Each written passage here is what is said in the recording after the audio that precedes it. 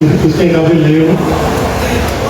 मैं 1988 में यहाँ रेलवे में भर्ती हुआ था, तो क्लर्क के पद से लेके अभी मैं डीपीओ के पद पे हूँ। मेरे जितने भी रेल में पद है, सीनियर क्लर्क, उसके बाद वेलफेयर इंस्पेक्टर, एपीओ, डीपीओ, तो रेल की कार्य प्रणाली को मैंने बहुत बारीकी से देखा है। और आप जितने लोग यहाँ पे बैठे हैं सारे मुझे लग रहा है 88 के बाद के ही रिटायरी है, 88 से पहले का तो कोई भी नहीं है। तो आप लोगों से कभी ना कभी जरूर मेरा इंटरेक्शन हुआ है। मैक्सिमम लोगों को मैं बाई फेस पर्सनली और उनकी कार्य प्रणाली वो सभी को बहुत अच्छे से जानता हूँ। आपके जो 25 नंबर ही रेल चल रही है, जब मैं भर्ती हुआ था तो उस टाइम कोयले के इंजन यहाँ चलते थे। उसके बाद फिर इलेक्ट्रिक इंजन आए, डीजल के इंजन आए, इलेक्ट्रिक इंजन आए, और अभी बुलेट ट्रेन चलाने की तैयारी में है। रेल में बहुत ही तेज़ी से परिवर्तन हो रहा है। अभी मैं एज ए मंडल कार्मिक अधिकारी आपका पेंशन सेक्शन सेटलमेंट विभाग में देख रहा हूँ। मेरे पास जो भी रिटायर्ड कर्मचारी आता है, मैं उनके जो मामले हैं, जैसे उम्मीद कार्ड का हो गया, फिक्स मेडिकल अलाउंस का हो गया, या कुछ किसी का पे फिक्सेशन या रिविजन ऑफ पीपीओ में इनको बहुत ही रिटायर्ड एम्प्लॉई के मामले बहुत गंभीरता से लेता हूँ। और उनको तुरंत जो कार्रवाई करना होता है फिर कार्मिक शाखा से करवा के फिर अकाउंट्स में जाता है। अकाउंट्स जब उसको कर देता है, उसके बाद ही आप लोगों के को पीपीओ या फिक्स मेडिकल अलाउंस या डिवाइड पीपीओ मिलता है। तो जितने भी आपके मामले हैं मैं उनको बहुत सीरियसली लेके करता हूँ। और मुझे बड़ी खुशी है कि इस रेलवे पेंशन समाज से बहुत ज़्यादा लोग जुड़े हुए हैं। मैं 5-10 साल पहले आया था तो मुझे 30-40 लोग यहाँ देखे थे। 5-6 साल पहले यहाँ रेलवे इंस्टीट्यूट में फंक्शन हुआ था। फिर अब इतनी बड़ी गैदरिंग देख के बहुत ही मुझे खुशी हो रही है। ये इसका श्रेय आशीष शर्मा को जाता है, क्योंकि इनका स्वभाव, लोगों के साथ मिलना, इतनी संस्थाओं से जुड़े हुए हैं। मुझे पूरा अपडेट ये फेसबुक पे, व्हाट्सएप पे भेजते रहते हैं। आप लोग तो डायरेक्टली मेरे से कनेक्ट नहीं हो पाते। ये महीने में कोई भी दिन ऐसा ही बीतता होगा कि मुझे किसी न किसी इशू पे फोन करते हैं, व्हाट्सएप करते हैं, और आप लोगों की जितनी जो समस्याएं हैं हमारे तक पहुंचाते हैं।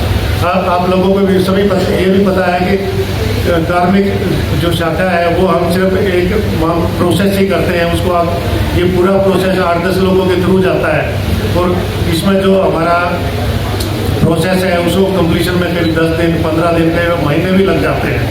तो इस करके ये मामलों में थोड़ा देरी होती है।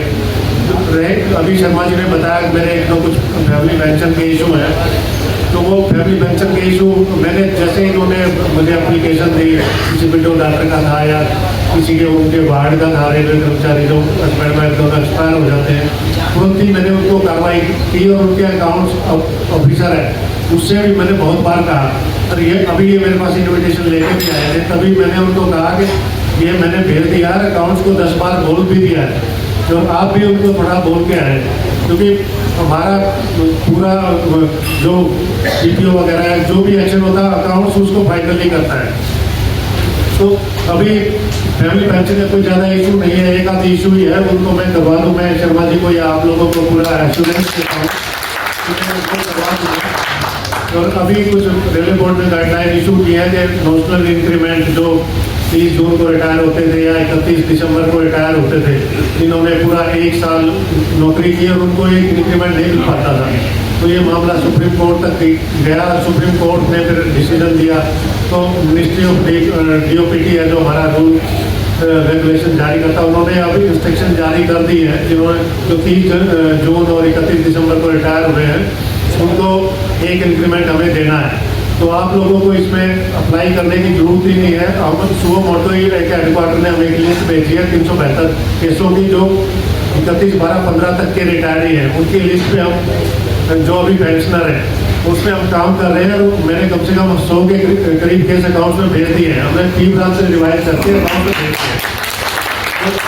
तो सारे अकाउंट से आप लोगों के रिकॉर्ड निकलवा के वो सारे उस पर हम मतलब वार फुटिंग लेवल पे काम कर रहे हैं, युद्ध स्तर पे काम कर रहे हैं, और डेली उसको मैं मॉनिटर करता हूँ।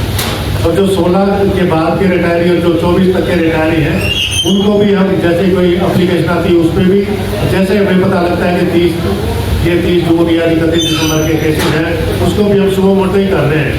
अगर आप एप्लीकेशन देना चाहें वो एप्लीकेशन भी दे सकते हैं, उसमें कोई वो नहीं है, एप्लीकेशन पे भी कर रहे हैं। तो उसी का ही आपको 2-4 महीने के अंदर अंदर आपको PPO मिल जाएगा। और मुझे बड़ी खुशी है कि आप इतने संगठित होकर रह रहे हैं। जो लोग संगठित होकर रहते हैं उनकी लाइफ भी लंबी होती है, क्योंकि वो अपने विचार अपने पूरे एक दूसरे के साथ अपनी सुख दुख शेयर हो जाते हैं। इसका सबसे बड़ा श्रेय मैं आशीष शर्मा को ही जाता हूँ। आप लोगों को इतना संगठित करके रखा हुआ है कि वहाँ मेरे पास आते हैं, उसके बाद अगर कोई इशू आता है CDPO के पास जाते हैं, DRF के पास भी जाते हैं, ADRF के पास भी जाते हैं। कोई भी ऐसा अधिकारी नहीं है जो आशीष शर्मा को ना जानता हो। तो इनका इतना अच्छा व्यवहार है। तो इनके साथ रेलवे पेंशन समाज के साथ आप लोग जुड़े हुए, ये बहुत बड़ी बात है। तो मैं अभी इन्होंने यहाँ शहर के जो कवि या उद्योगपति या जो रेलवे एडवोकेट है उन्होंने कविता सुनाई जो बिल्कुल ही आजकल के माहौल में मेरे मन को ही छू गई।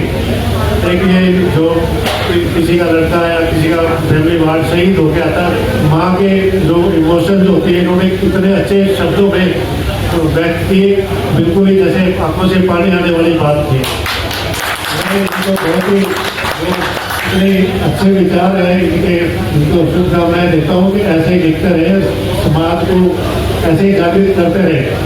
जो कभी जो होता है वो अपनी इमोशंस में इतनी मतलब वो उत्साह भर देता है कि हर माँ ऐसे सोचते हैं कि काश मैं अपने बच्चे दूसरे बच्चे को भी भेज पाती। तो मैं